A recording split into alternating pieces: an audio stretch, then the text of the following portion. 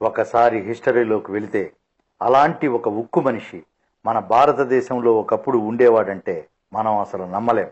అంతటి బలశాలి ఉంటాడా అని సందేహం కలుగుతుంది. కానీ ఉన్నాడు.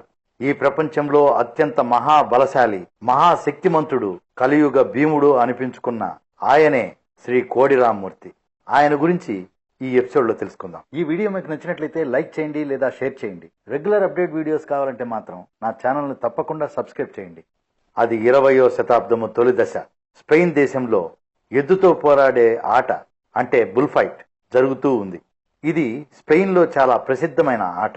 కానీ ఈ పోరాటపు ఆట చాలా భయంకరంగా, అతి క్రూరంగా ఉంటుంది. అది ప్రాణాలు పణంగా పెట్టి ఆడే క్రీడ.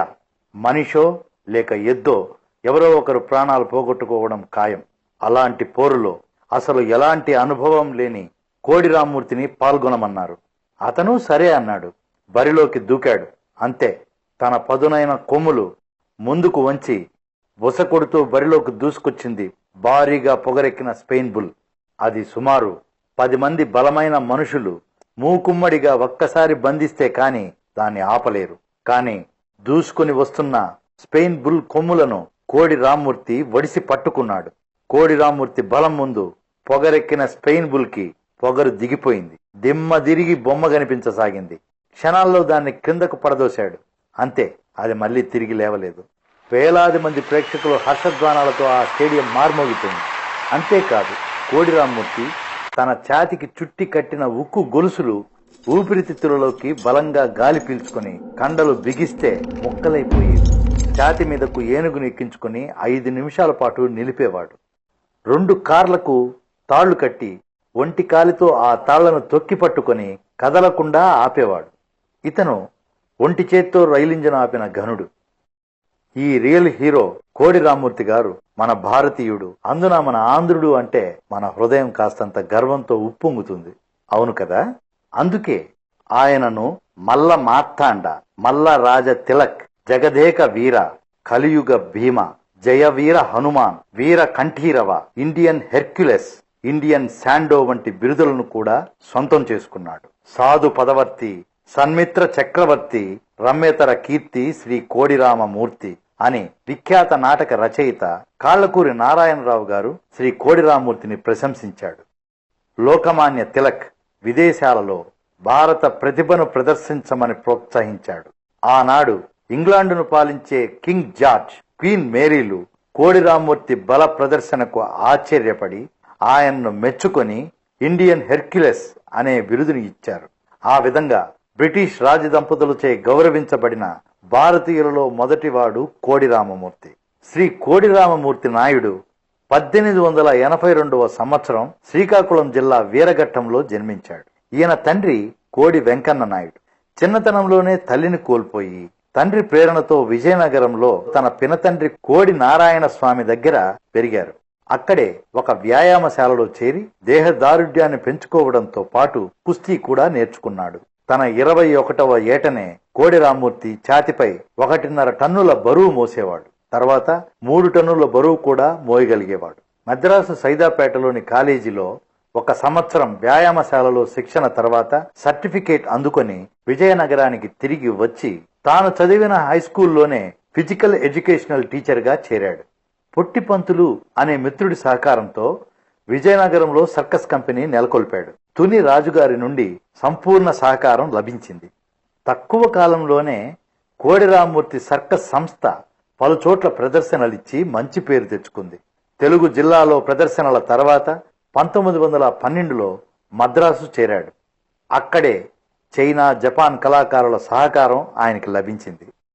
పులులు, సింహాలు, ఏనుగులు, గుర్రాలతో కోడి రామ్మూర్తి ప్రదర్శనలు అందరినీ ఆకర్షించాయి. దానితో ప్రజలు తండోపతండాలుగా ఈ ప్రదర్శనలు చూడడం మొదలుపెట్టారు. భారతదేశం అంతటా కోడి రామ్మూర్తి పేరు ప్రతిధ్వనించింది. కోడి రామ్మూర్తి ఫ్రాన్స్, జర్మనీ, స్పెయిన్ దేశాలలో పలు ప్రదర్శనలు ఇచ్చారు. జపాన్, చైనా, బర్మాలలో అయితే కోడి రామ్మూర్తి ప్రదర్శనలు ఎంతో వైభవంగా సాగాయి. బర్మాలో ఉన్నప్పుడు రంగూన్లో కొందరు అసూయపరులు కోడి రామ్మూర్తిని చంపాలనుకున్నారు.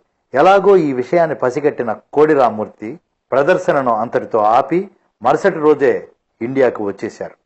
వైస్రాయ్ లార్డ్ మింటో కోడి రామ్మూర్తి ప్రదర్శనలు చూడాలని ఇండియాకు వచ్చాడు. కోడి రామ్మూర్తి ప్రదర్శనలు చూసి ఎంతో ముగ్ధుడయ్యాడు. లార్డ్ మింటో తానే పరీక్షించాలనుకుని కారులో కూర్చొని తన కారును ఆపవలసిందని కోడి రామ్మూర్తిని కోరాడు. కోడి రామ్మూర్తి కారుకు కట్టిన తాడును కాలితో తొక్కిపట్టాడు. అంతే, కారు 1 సెంటీమీటర్ కూడా కదలలేకపోయింది. ఈ సంఘటనతో వైస్రాయ్ ప్రశంసలతో పాటు ప్రపంచమంతా గొప్ప పేరును సంపాదించాడు.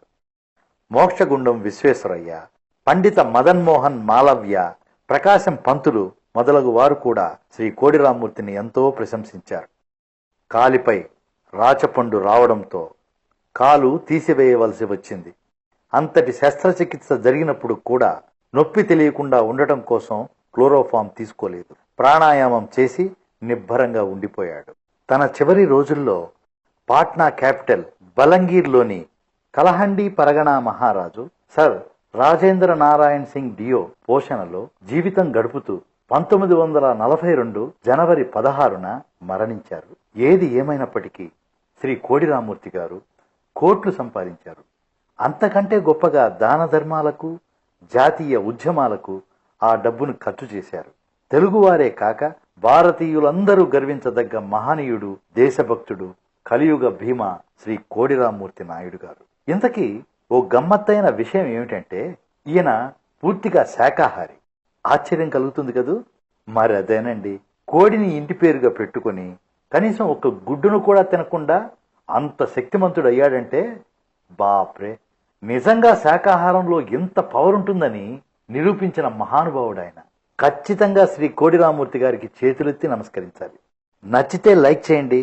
మీ ద్వారా 10 మందికి తెలిసేందుకు షేర్ చేయండి. నేను చెప్పిన విషయాలపై మీరు చేసే కామెంటే మీ అభిమానంతో నన్ను కొత్త వీడియో చేసేందుకు ప్రోత్సహిస్తుంది. Thank you. Me Telugu planet official.